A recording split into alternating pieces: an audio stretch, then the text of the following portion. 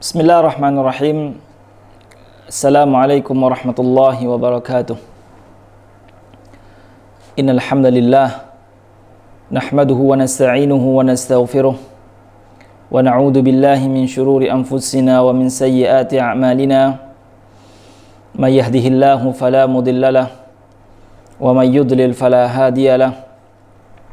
Asyhadu an la ilaha illallah wahdahu la syarika lahu wa asyhadu anna Muhammadan abduhu wa rasuluhu alladzi la nabiyya ba'dah. Qala Allah Ta'ala fi kitabil karim, a'udzu billahi minasyaitonir rajim. Ya ayyuhalladzina amanu taqullaha haqqa tuqatih wa la tamutunna illa wa antum muslimun. Wa qala ya ayyuhalladzina amanu taqullaha wa qulu qawlan sadida yuslih lakum a'malakum wa yaghfir lakum dhunubakum wa may yuti'illaha wa rasulahu faqad faza fawzan 'azima. Fa inna asdaqal hadithi kitabullah fa inna khairal hadi hadi Muhammadin sallallahu alaihi wasallam wa syarrul umuri muhdatsatuha fa inna kulla muhdatsatin bid'ah wa kulla bid'atin dhalalah wa kulla dhalalatin finnar. Amma ba'd. Ikhwatul iman rahimani rahimakumullah. Alhamdulillah kita bisa berjumpa kembali dalam kajian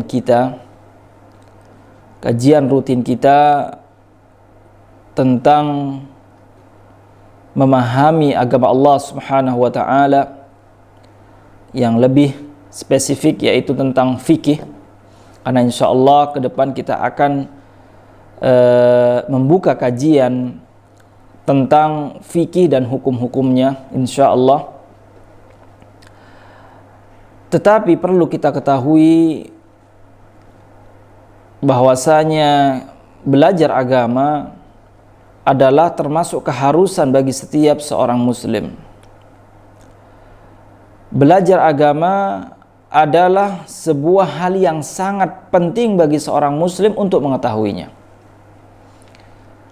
Lebih-lebih fikih, yang mana fikih adalah sebuah ilmu menjelaskan tentang ibadah kita sebagai seorang muslim, mulai kita bangun tidur sampai kita tidur lagi. Itu yang membahas adalah fikih.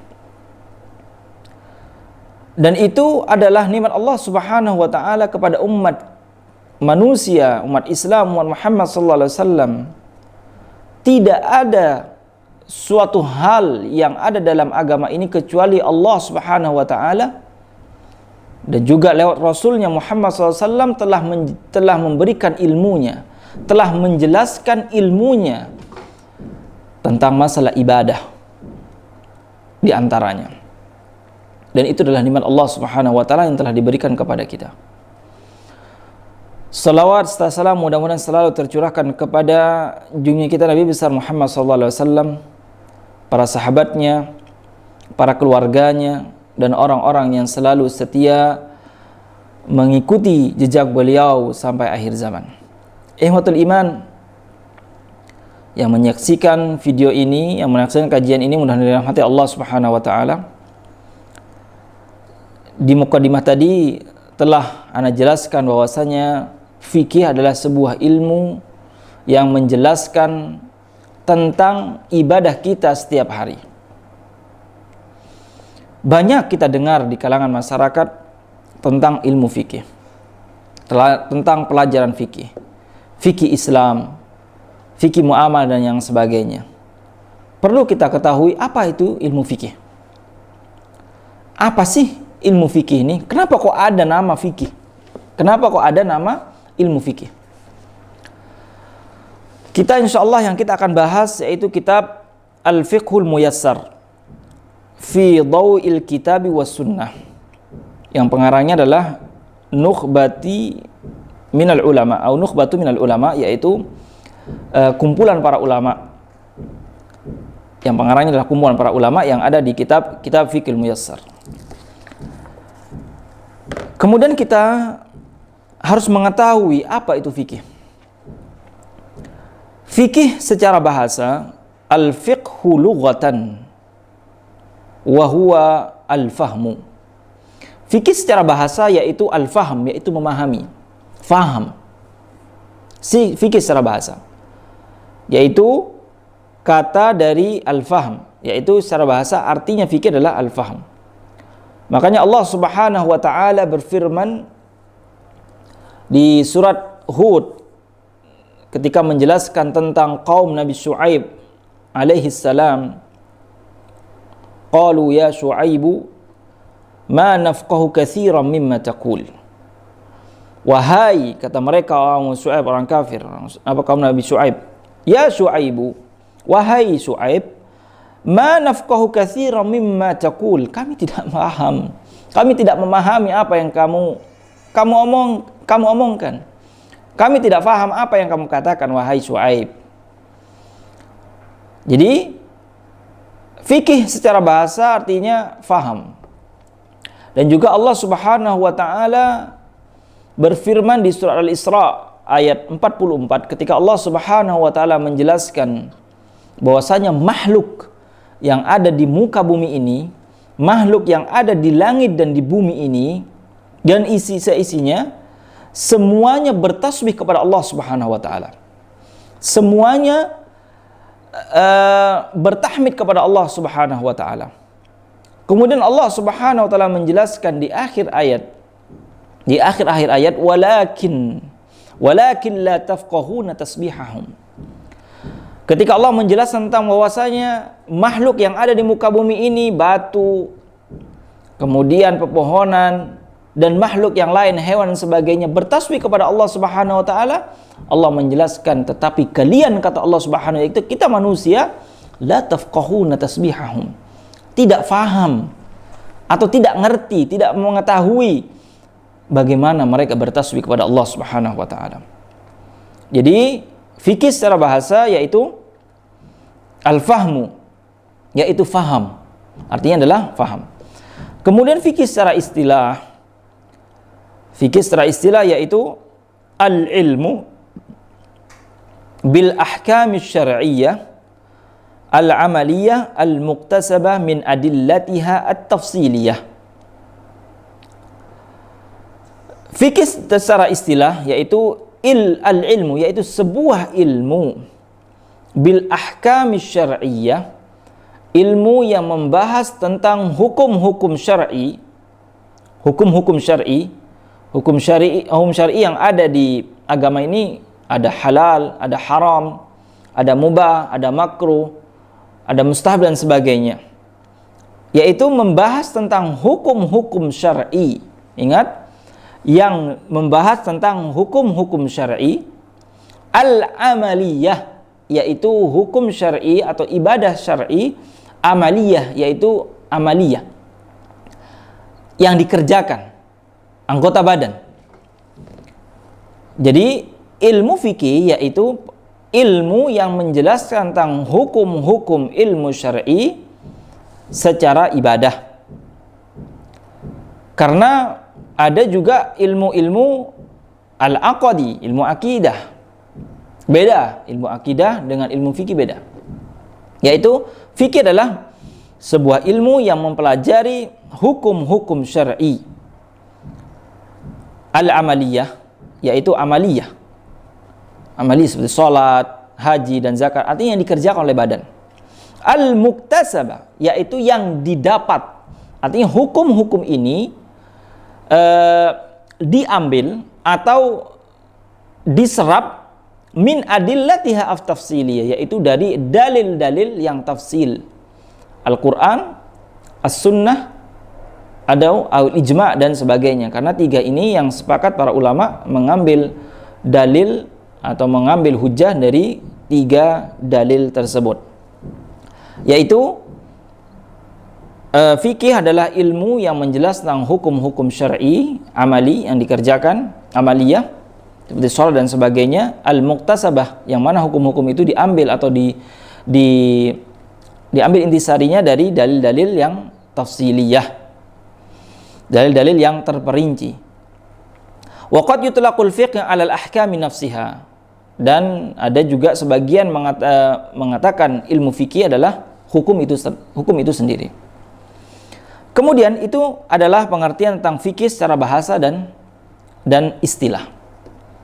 Kemudian masadirul fiqh al-asasiyah.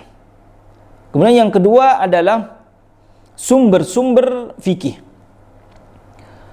atau referensi-referensi fikih.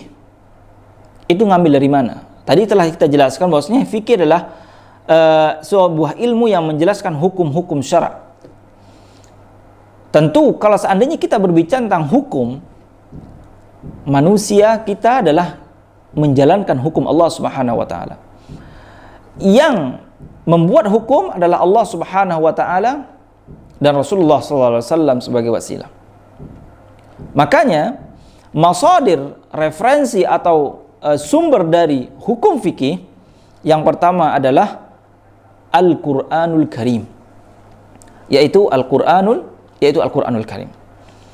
Jadi hukum fikih pertama kali diambil, artinya kita mengambil hukum fikih yang pertama dari Al-Qur'anul Karim. Banyak contohnya seperti salat. Wa idza kuntum ila sholati faghsilu wujuhakum wa aydiyakum. Perintah tentang masalah wudu. Dan juga perintah tentang masalah wa aqimus shalah wa atuz zakah. Tentang salat dan juga tentang zakat. Itu semua ada di Al-Qur'an. Itu adalah sumber pertama. Sumber kedua dari fikih yaitu as-sunnah al-mutahharah, yaitu sunnah Nabi Muhammad SAW, yaitu al-hadis, yaitu hadis Nabi SAW. Karena ada beberapa tata cara ibadah, contohnya seperti sholat, tidak ada di Al-Quran tata caranya. Akhirnya kita mengambil dari mana? Sumbernya adalah dari hadis, yaitu dari tata cara Nabi SAW dalam mengerjakan sholat. Dan Nabi SAW sudah memerintahkan sallu kama ra'aitumuni usalli, kata Nabi. Sholatlah kalian sebagaimana kalian melihat aku sholat, yaitu sumbernya dari hadis Nabi SAW. Jadi semua agama yang itu bersifat amaliyah, yang tidak ada di Al-Quran, tata caranya ada di hadis. Seperti haji, tata caranya yang lengkap adalah di hadis. Di hadis Nabi SAW, ketika Allah Subhanahu wa taala mewajibkan kepada manusia, walillahi 'alan nas hajjul bait man istata'a ilaihi sabila. Ketika Allah Subhanahu wa taala mewajibkan kepada manusia untuk berhaji, karena di Al-Qur'an hanya perintah haji. Tapi tata caranya yang lengkap adalah ada di hadis Nabi sallallahu alaihi wasallam. Dan yang lain sebagainya, seperti riba. Allah mengharamkan riba. Kemudian apa saja yang ada ribanya dari segi muamalah kita sehari-hari, hadis yang menjelaskan. Hadis yang menjadikan yang memperinci atau yang menjelaskan di mana letak-letak riba yang ada di kalangan masyarakat, di kalangan manusia, yaitu hadis. Dan hadis ini adalah, tentu kita tahu bahwasanya hadis itu banyak macamnya, ya, banyak macamnya. Ada hadis yaitu hadisul mutawatir. Yang pertama adalah hadisul qudsi. Kalau kita berbicara tentang masalah hadis qudsi, yaitu hadis yang mana lafadznya dari Allah, yang mana maknanya dari Allah Subhanahu wa taala dan lafadznya dari Nabi Muhammad sallallahu alaihi wasallam. Hadis qudsi. Dan kita tahu itu tentang hadis qudsi, banyak sekali hadis qudsi, dan tidak semua hadis qudsi adalah sahih, ada beberapa hadis qudsi yang dhaif. Kemudian yang kedua, kita secara singkat saja, ada hadis yang mutawatir. Yaitu hadis mutawatir adalah hadis yang diriwayatkan oleh rawi 10 atau lebih dari itu. Fi kulli tabaqat, setiap tabaqahnya. Dan hadis mutawatir adalah hadis yang sangat sahih. Hadis yang sangat sahih. Karena hadis mutawatir perawinya adalah sangat banyak. Kemudian ada hadis ahad. Ada hadis ahad adalah hadis yang diriwayatkan oleh orang atau rawi yang kurang dari syarat mutawatir tadi. Syarat mutawatir tadi, yaitu hadis ahad. Dan banyak dari kalangan kaum muslimin Di antara kaum muslimin ada beberapa kelompok yang tidak mengakui atau tidak beriman dengan hadis ahad atau tidak menerima hadis ahad, karena hadis ahad menurut mereka adalah hadis yang tidak memenuhi syarat kesahihan. Walaupun itu adalah pendapat yang lemah atau yang batil. Itu adalah sumber yang kedua. Kemudian masalah hadis sangat panjang sekali, kita tidak perlu berbicara panjang tentang masalah hadis. Kemudian yang kedua, yang ketiga pengambilan hukum fikih yaitu al-ijma', yaitu ijma', kesepakatan para ulama, kesepakatan kaum muslimin setelah Nabi SAW. Itu ijma'. Dan ijma' adalah ijma'nya para ulama dari umat Nabi Muhammad SAW. Dan para ulama tidak mungkin dia menyepakati sesuatu kecuali mereka telah merujuk kepada Al-Quran dan As-Sunnah. Itu perlu digarisbawahi.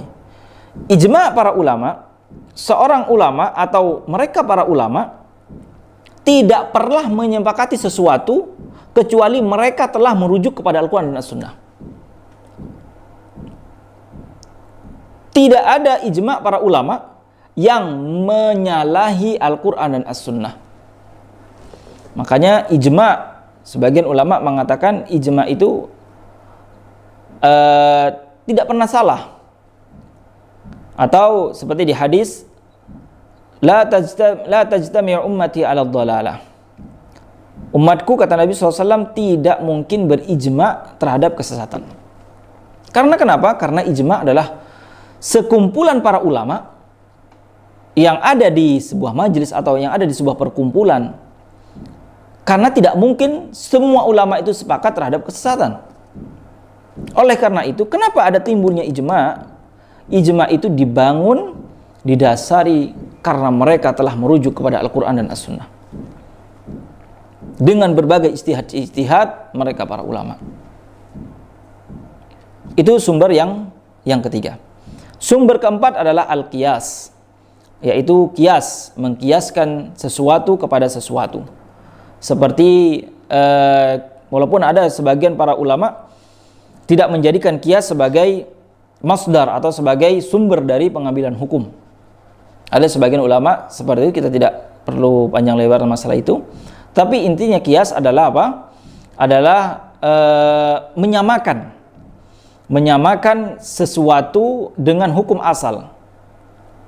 Contoh, ketika kita berbicara tentang masalah riba, ketika Nabi SAW menjelaskan tentang macam-macam riba terjadi di al-fiddah, al-zahab wal-fiddah, emas dan perak dan sebagainya, asyair, kurma, kemudian gandum dan sebagainya, kita di Indonesia makan pokoknya adalah al-aruz, yaitu nasi. Dan nasi tidak disebut oleh Nabi SAW. Maka para ulama mengkiaskan nasi kepada gandum, yaitu sebagai makanan pokok yang bisa terjadi riba di sana, yaitu qiyas. Walaupun ada sebagian ulama yang tidak menjadikan qiyas sebagai sumber pengambilan hukum dari ilmu fikih dan yang lainnya. Itu adalah sumber fikih. Kemudian yang berikutnya adalah maudhu'ul fiqh. Apa sih yang dibahas di dalam fikih itu? Maudhu'ul fiqh, judul fikih, artinya apa yang dibahas, yang dibicarakan dalam fikih itu apa? Yaitu maudhu'ul fiqh af'alul mukallafin minal ibadi ala nahwin amin wa syamil. Yang dibahas dalam fikih adalah seluruh pekerjaan mukallaf, seluruh perbuatan amaliyah ibadah seorang muslim yang sudah baligh, mukallaf yang sudah baligh, itu yang dijelaskan oleh fikih. Itu yang dibahas dalam ilmu fikih, yaitu seluruh amaliyah orang muslim yang sudah baligh, yang sudah ditetapkan bagi dia adalah hukum syara', ini yang dibahas oleh fikih. Tentu yang mukallaf, ya, yang mukallaf yang sudah baligh. Di luar dari itu adalah anak kecil, tidak bisa, tidak masuk ke ahkam mukallafin. Kemudian orang gila dan yang lainnya. Selain dari yang mukallaf yang baligh, perempuan laki-laki, maka dia bukan termasuk orang yang mukallaf yang dibebani terhadap hukum syar'i. Yaitu apa? Af'al mukallafin, yaitu seluruh perbuatan orang yang sudah mukallaf, yang sudah baligh. Minal ibad, dari hamba, yaitu orang muslimin. Ala nahwin syamil wa ala nahwin amin wa syamil, yaitu secara keseluruhan. Secara penuh Islam fikih telah menjelaskan tentang tata cara mereka beribadah, tentang tata cara kita umat manusia orang muslim bagaimana mereka bermuamalah. Fikih telah menjelaskan itu dan telah dijelaskan dalam ilmu fikih tentu, dan juga telah dijelaskan oleh ulama-ulama salafus saleh pada zaman dahulu. Wa huwa yatanawal alaqatil insan ma'arabbih. Dan fikih ini juga menjelaskan bagaimana hubungan seorang manusia kepada Allah Subhanahu wa taala. Itu fikih. Hubungan dia seorang muslim kepada Allah Subhanahu wa taala itu juga dijelaskan oleh fikih. Contohnya apa? Sangat gampang. Kita sholat, hubungannya siapa? Antara kita sama Allah Subhanahu wa taala. Kita haji, hubungannya siapa? Antara kita sama Allah Subhanahu wa taala. Zakat dan sebagainya. Yaitu gimana kita menjadikan atau membuat hubungan kita kepada Allah Subhanahu wa taala sesuai apa yang diharapkan Allah Subhanahu wa taala. Fikih telah menjelaskan. Karena kita faktanya kadang kita beribadah yang tidak sesuai dengan apa yang diharapkan Allah Subhanahu wa taala. Contoh, kita beribadah yang diharapkan Allah Subhanahu wa taala sangat simpel. Kalian niat karena Allah dan mengerjakan ibadah menurut sunnah yang diinginkan Allah Subhanahu wa taala, yaitu ikut Nabi Muhammad sallallahu alaihi wasallam. Selesai. Tidak ada yang lebih dari itu. Allah hanya menginginkan sebuah ibadah seseorang, dia ikhlas karena Allah, kemudian dia beribadah hanya mengikuti Rasulullah sallallahu alaihi wasallam. Dan fikih telah menjelaskan gimana Rasulullah sallallahu alaihi wasallam beribadah. Rasulullah SAW beribadah, salat Rasulullah SAW beribadah, puasa, haji dan sebagainya. Fikih telah menjelaskan karena kenapa? Karena agar manusia orang muslim ini beribadah sesuai apa yang diinginkan Allah Subhanahu wa taala. Kemudian yang berikutnya yaitu hubungan dirinya dengan dirinya, yaitu hubungan manusia tersebut dengan dirinya sendiri. Gimana dia memperbaiki hubungan dia terhadap dirinya sendiri. Contohnya hubungan dia terhadap dirinya sendiri ketika dia berpuasa karena Allah Subhanahu wa taala. Tetapi puasanya itu tidak berbuka puasanya, terus berpuasa saja, tidak ada berbukanya. Walaupun itu hitungannya beribadah hubungan dia karena Allah bersama Allah Subhanahu wa taala, tetapi di situ juga ada hubungan dia sama dirinya. Bukankah Nabi Muhammad SAW telah menjelaskan ketika ada seseorang yang ingin berpuasa dan tidak mau berbuka. Kemudian Nabi SAW, fa inni asumu wa uftir. Sungguhnya aku, kata Nabi SAW, berpuasa dan juga berbuka. Artinya apa? Nabi Muhammad SAW mengindahkan hubungannya kepada Allah Subhanahu wa taala, dan juga Nabi Muhammad SAW mengindahkan hubungannya terhadap dirinya, yaitu menjaga dirinya. Gimana orang setiap hari puasa, tidak pernah berbuka, setiap hari puasa setahun? Gimana dia hubungan dengan dirinya? Dirinya menjadi lemah. Kemudian dia meninggalkan semua berbagai kewajiban yang seharusnya dia kerjakan, seperti menafkahi keluarganya, seperti mengerjakan ibadah-ibadah yang lain. Akhirnya tidak maksimal. Karena apa? Karena faktor puasa tadi. Dan juga ada kesehatan yang harus diberikan haknya, yaitu hak badan terhadap dirinya. Dan contoh yang lain itu banyak. Yaitu fikih menjadikan seorang muslim itu baik terhadap dirinya, terhadap dia dan dirinya. Yang pertama adalah gimana mengindahkan hubungan dia kepada Allah Subhanahu wa taala. Yang kedua adalah mengindahkan hubungan dirinya terhadap dirinya sendiri. Kemudian yang ketiga adalah hubungan, yaitu mengindahkan, fikih menjelaskan tentang hubungan dia terhadap masyarakat. Hubungan dia terhadap masyarakat. Fikih telah juga menjelaskan gimana dia hubungan masyarakat. Seperti mencuri. Mencuri adalah apa? Adalah merusak hak orang lain. Merusak masyarakat. Berzina. Merusak masyarakat. Mencuri dan menzalimi yang lainnya adalah merusak masyarakat dan mengganggu masyarakat. Dan fikih telah menjelaskan hukum-hukumnya yang terperinci. Gimana hukumnya orang mencuri? Gimana hukumnya berzina? Gimana hukumnya orang yang mencaci maki atau menuduh seorang yang solihah dengan kata-kata yang keji seperti zina dan sebagainya. Fikih juga menjelaskan. Karena kenapa? Karena fikih menjaga hubungan antara seorang muslim dan muslim lainnya dengan masyarakat yang lainnya. Itu adalah yang dibahas oleh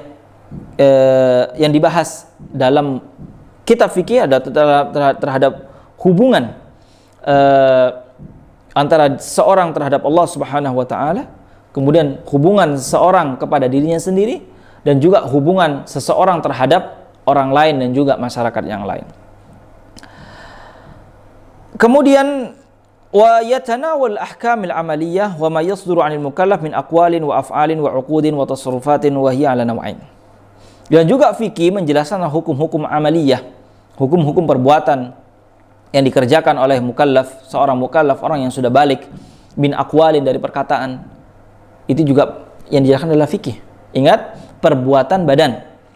Perbuatan badan yaitu amaliyah, badan, ibadah badan yang kita kerjakan setiap hari, dari perkataan, seperti adalah apa? Bacaan salat. Kemudian bacaan ketika haji dan sebagainya, itu fikih juga menjelaskan.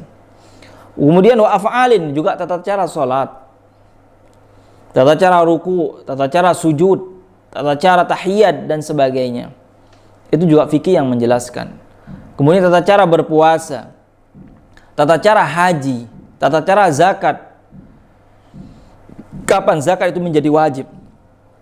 Kapan dia tidak wajib berzakat? Siapa yang memiliki hak untuk menerima zakat dan sebagainya?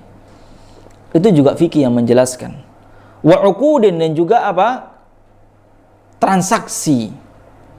Transaksi itu juga fikih. Wa uqudin wa tasarrufat, dan juga transaksi yang lain, perjanjian ataupun yang lain. Akad, yaitu akad seperti akad nikah, akad jual beli, akad ya yang lain, yang meminjam dan sebagainya. Makanya di zaman sekarang ada tetap buku namanya fikih kontemporer, ya, tentang masalah fikih muamalah, yang menjelaskan gimana kita berjual beli, gimana kita bermuamalah dengan orang yang seperti kredit dan sebagainya. Itu juga fikih menjelaskan masalah itu, tentang hukum-hukum riba, tentang macam-macam riba, tentang masalah gimana kita meminjam, gimana kita menggadaikan dan sebagainya. Itu juga ada di pelajaran fikih. Itu pentingnya kita belajar fikih agar apa? Agar kita membuka wawasan bahwasanya agama ini luas, dan agama ini ada sumbernya, dan agama Islam ini telah menjelaskan segala hal, sebagaimana yang ada riwayat hadis yang menjelaskan hatal khara'ah, sampai-sampai masalah kita buang air besar saja, kita masuk kamar mandi saja, Rasulullah SAW telah menjelaskan tata caranya. Itu menunjukkan bahwasanya Islam adalah agama yang sempurna, agama yang lengkap. Semua perkara ibadah seseorang muslim telah dijelaskan dalam agama Islam, dan telah ada ilmunya. Kemudian juga ilmu fikih secara singkat, ya, ilmu fikih secara singkat adalah menjelaskan tentang masalah ahkamul ibadat. Ya, makanya adalah fikih ibadah. Ahkamul ibadat yaitu fikih tentang masalah ibadah. Seperti puasa, seperti salat, puasa, zakat dan haji. Yaitu tentang masalah ibadah. Ibadah badaniyah dan sebagainya ya. Itu juga yang dibahas fikih. Ini secara singkat ya, yaitu fikih ada fikih ibadah, yaitu fikih ibadah. Yang kedua adalah fikih al-muamalah, yaitu fikih muamalah seperti al-uqud, yaitu fikih muamalah itu adalah fikih yang berinteraksi langsung kepada masyarakat, yaitu fikih yang menjelaskan berinteraksi langsung dengan orang lain, seperti uqud, yaitu seperti uqud jual beli, minjam meminjam dan sebagainya, wa tasarrufat dan yang lainnya seperti kita menggadaikan atau apalah, tasarrufatul mali seperti di bank ataupun di tempat kredit ataupun yang lainnya, itu juga ada di fikih muamalat. Kemudian wa uqubat, dan juga masalah hukum seperti orang yang zina itu mendapatkan apa, hukumannya apa, orang yang zina sama-sama sudah menikah hukumnya seperti apa, orang yang zina yang dia masih belum menikah berbeda dengan hukuman zina bagi orang yang sudah menikah. Itu dalam fikih juga dijelaskan dengan panjang lebar. Kemudian masalah jinayah, masalah tebusan, jinayah terhadap orang yang membunuh, jinayah kepada orang yang dan yang lainnya, mencaci maki orang yang soleha ataupun seorang mencaci maki orang yang soleh dan sebagainya. Itu ada hukuman dan jinayah yang dijelaskan oleh fikih. Kemudian wa dhamanat wa ghairiha, yaitu seperti dhaman, yaitu seperti apa? Seperti pertanggungjawaban. Artinya membayar tanggung jawab seseorang muslim apabila seorang muslim merusak atau mengambil barang atau merusak barang orang lain, maka dia harus bertanggung jawab terhadap barang tersebut. Itu juga dijelaskan dalam fikih. Wa ghairuha mimma yuqsadu bihi tanzimul alaqatil insan ba'dhum ala ba'd. Dari semua itu fikih menjelaskan agar secara umum, yaitu Islam menjelaskan itu agar apa? Agar menjadikan hubungan antara manusia itu menjadi hubungan yang harmonis. Hubungan yang harmonis. Kenapa kok seperti itu? Karena apabila dalam Islam tidak ada ilmu fikih, maka banyak sekali kejahatan-kejahatan yang dilakukan oleh orang. Kita ambil contoh saja, apabila seandainya tidak ada hukuman tentang orang yang mencuri, maka semua orang mencuri. Gimana kalau seandainya tidak ada hukuman orang yang berzina? Semuanya akan suka berzina. Bagaimana kalau seandainya Islam tidak mengajarkan hukuman bagi orang yang merusak nama baik seseorang? Islam juga mengajarkan gimana hukumannya dan lain sebagainya. Intinya tujuannya adalah sama, yaitu menjadikan hubungan antar manusia menjadi baik. Itu adalah tujuannya ilmu fikih, yaitu kita mengabdi kepada Allah Subhanahu wa taala. Karena itu tujuan kita kepada Allah Subhanahu wa taala di dunia ini, kita mengabdi beribadah kepada Allah Subhanahu wa taala dengan sebenar-benarnya, yang tidak menyakiti dan tidak mengganggu orang lain. Itu adalah tujuan kita belajar ilmu fikih. Di samping itu kita memantapkan diri ketika kita beribadah kepada Allah Subhanahu wa taala, kita beribadah sesuai apa yang diinginkan Allah Subhanahu wa taala, agar ibadah kita tidak sia-sia. Itu adalah kenapa kita belajar fikih ya seperti itu. Ikhwatul iman rahimani rahimakumullah dan pemirsa yang menyaksikan video ini. Kemudian kita melanjutkan tentang samarah ilmul fiqh. Manfaat belajar ilmu fikih. Apa manfaatnya kita belajar ilmu fikih? Ma'rifatul fiqh wal amal bihi tathmuru salahul mukallaf wa sihhatu ibadatih wa istiqamatu sulukih. Kita mempelajari ilmu fikih, yang pertama adalah kita mengetahui ilmu tersebut, manfaat kita belajar ilmu fikih adalah wal amalu bihi. Ketika kita mengetahui ilmunya, maka ketika itu kita mengamalkan ilmu fikih yang sudah kita pelajari. Orang yang tidak tahu tentang ilmu fikih, ketika dia tahu maka dia wajib mengerjakan apa yang dia ketahui.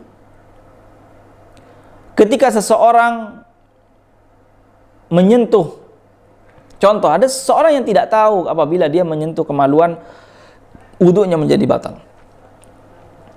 Karena dia mungkin belum belajar fikih. Ketika dia sudah belajar fikih, dia sudah mengetahui ketika nanti masuk ke bab taharah bahwasanya menyentuh kemaluan dengan telapak tangan adalah membatalkan wudu. Ketika dia tahu maka dia wajib mengamalkannya. Ketika dia menyentuh kemaluan dia wajib berwudu. Karena apa? Wudunya menjadi batal. Oke, yang sudah berlalu sudah. Kita tidak diminta pertanggungjawaban karena kita tidak tahu. Tapi ketika kita tahu bahwasanya itu adalah pelanggaran dan membatalkan wudu, maka kita wajib berwudu apabila kita ingin sholat, dan wajib berwudu apabila kita ingin membaca dan mempelajari Al-Quran. Apabila tidak seperti itu, maka sholatnya tidak diterima. Setelah kita tahu hukumnya, setelah kita tahu konsekuensi bagi orang yang menyentuh kemaluan, itu sebagai contoh saja, menyentuh kemaluan kemudian tidak berwudu kembali untuk mengerjakan sholat. Dan juga manfaat belajar ilmu fikih adalah tasmuru salahul mukallaf, yaitu seorang mukallaf tadi, seorang muslim tadi, dia ketika dia sudah belajar ilmu fikih dan mengetahui ilmunya, akhirnya apa? Akhirnya dia beribadah dengan sebaik-baik ibadah. Karena apa? Karena tahu ilmunya. Makanya seorang apabila dia beribadah dengan ilmu, maka dia lebih afdal daripada dia beribadah tanpa ilmu.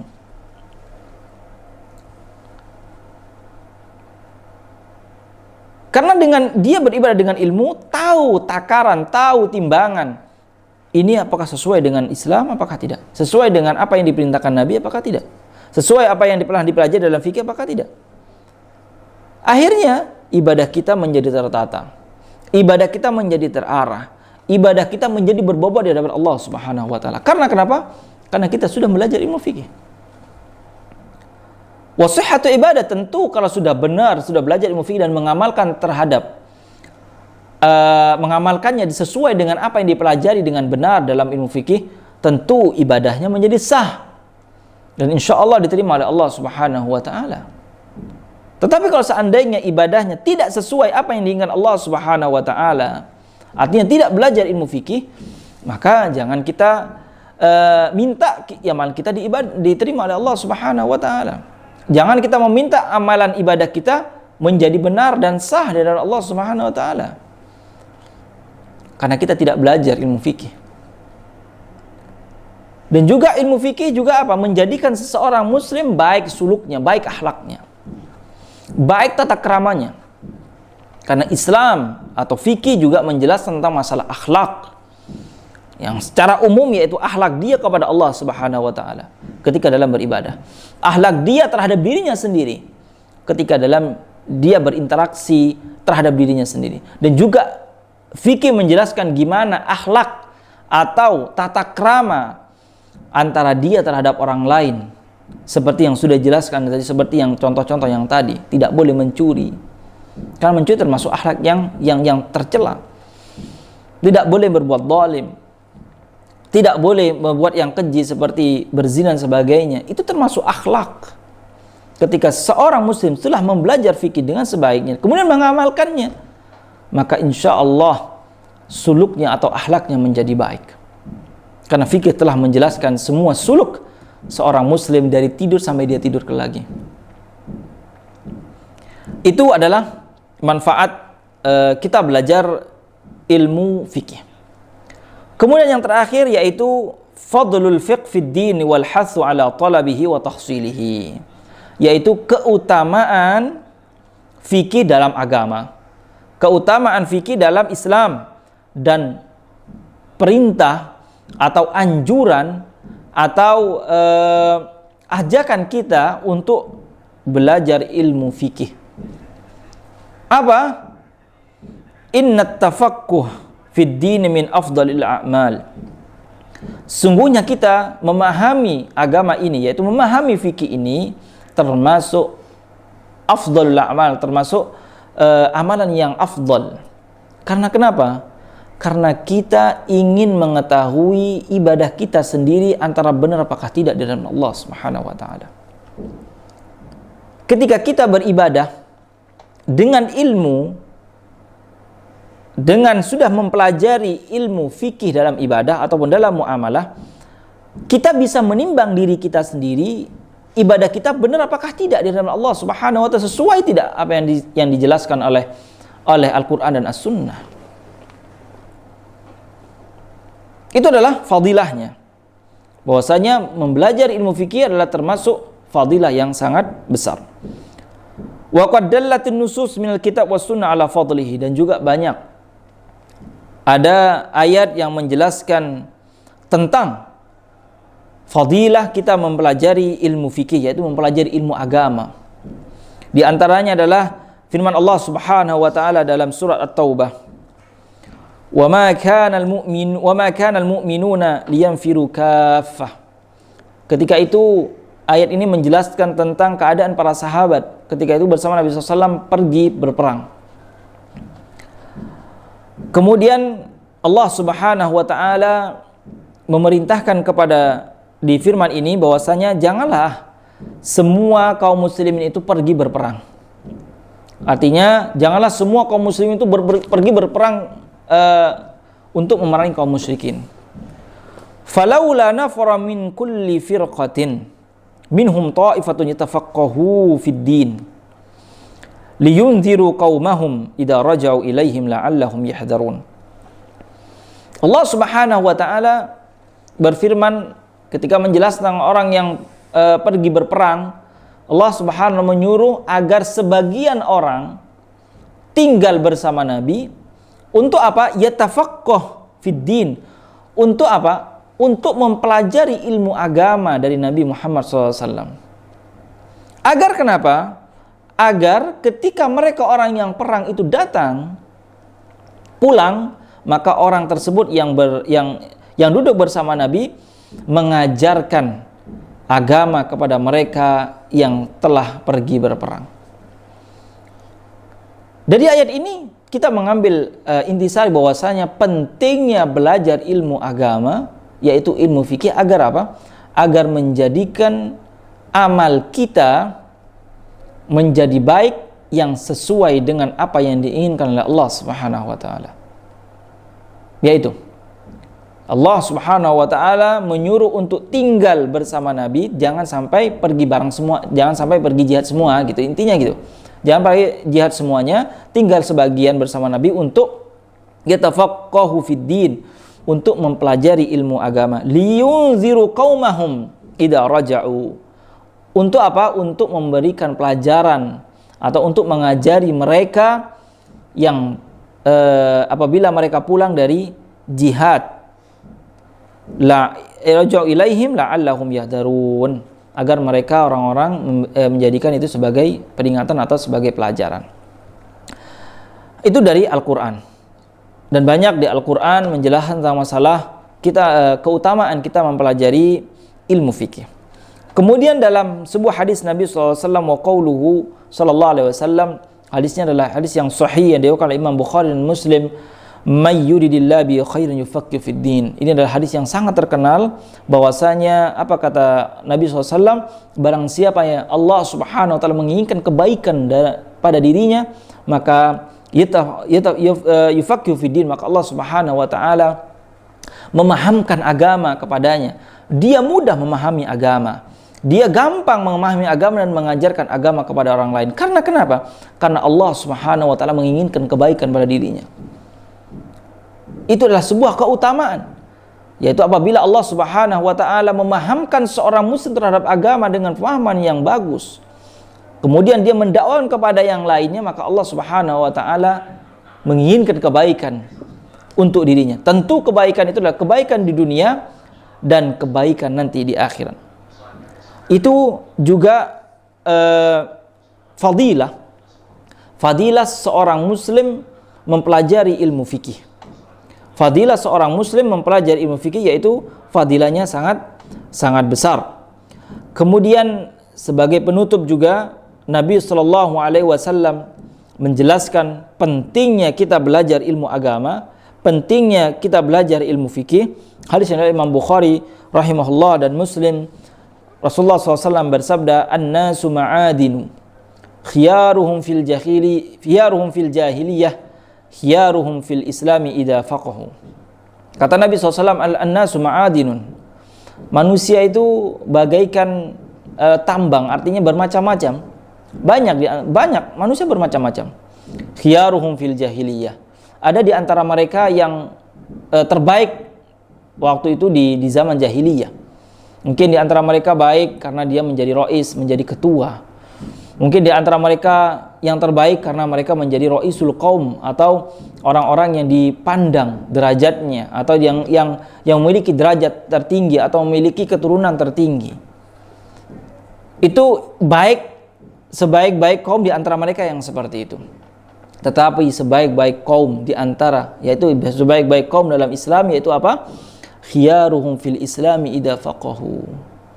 Sebaik-baik orang dalam Islam idza faqahu, apabila dia faham terhadap agama Islam, apabila dia mau memahami agama Islam, apabila dia mau dan faham terhadap ilmu fikih, yaitu ilmu ibadah kepada Allah Subhanahu wa taala. Oleh karena itu, fal fiqhu fid din manzilatuhu fil islami 'azimah. Maka fikih dalam Islam memiliki derajat yang sangat tinggi, dan orang yang mempelajari ilmu fikih adalah orang yang mempelajari agama secara keseluruhan tentunya. Setelah dia memahami akidah yang benar, pondasi yang benar, maka setelahnya adalah cara kita beribadah, cara kita orang muslim beribadah kepada Allah Subhanahu wa taala, yaitu fikih. Dan mempelajari ilmu fikih adalah termasuk mendapatkan pahala yang sangat besar. Oleh karenanya, sebagai penutup, Umar bin Khattab radhiyallahu taala anhu ketika datang ke sebuah pasar, Umar bin Khattab sallallahu alaihi wasallam menyeru dan berteriak bahwasanya, kata Umar bin Khattab, tidak boleh berjualan di pasar ini, yaitu di sana di Madinah, kecuali orang yang ngerti agama, orang yang ngerti fikih, orang yang tahu hukum dalam jual beli. Karena kenapa? Karena apabila dia tidak mengetahui hukum fikih dalam jual beli, maka dia berjual beli bisa masuk ke hal-hal yang dilarang oleh agama, hal-hal yang dilarang oleh Islam seperti riba dan yang lain sebagainya. Itu menunjukkan bahwasanya kita mempelajari hukum fikih, ilmu fikih adalah hal yang sangat penting dan hal yang wajib bagi seorang muslim untuk mengetahuinya. Dan hukum mempelajari hukum fikih adalah apa? Apabila hukum itu adalah, ini hukumnya, hukum mempelajari ilmu fikih adalah apabila hukum itu bersangkutan dengan minad din ma'lum bid darurah, seperti salat, puasa dan yang lainnya, maka itu adalah hukumnya fardhu ain. Setiap kaum muslimin semuanya wajib mengetahui hukum itu. Seperti hukum salat dan tata cara salat, tata cara wudu, kemudian tata cara puasa, tata cara haji apabila dia mampu. Hukumnya adalah dia wajib mengetahui hukumnya, wajib fardhu ain mengetahui hukum itu. Tetapi apabila hukumnya berbentuk hukum furu', hukum yang sangat terperinci seperti perbedaan para ulama, seperti perbedaan pendapat dalam ulama dalam sebuah hukum, yang pertama adalah ulama ini mengatakan seperti ini, yang ulama ini mengatakan seperti ini, ulama ini mengatakan seperti ini. Kita mengetahui seperti itu adalah hukumnya adalah fardu kifayah. Tidak semua kaum muslimin wajib untuk mengetahui.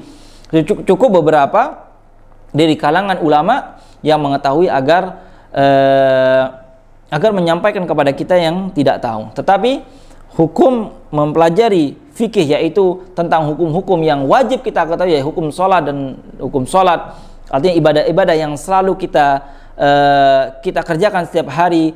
Dan juga seperti kaum wanita, hukum-hukum seperti hukum darah haid, darah istihadah dan yang lainnya, itu adalah hukumnya adalah fardhu ain, yaitu hukumnya adalah wajib, setiap orang wajib mengetahui.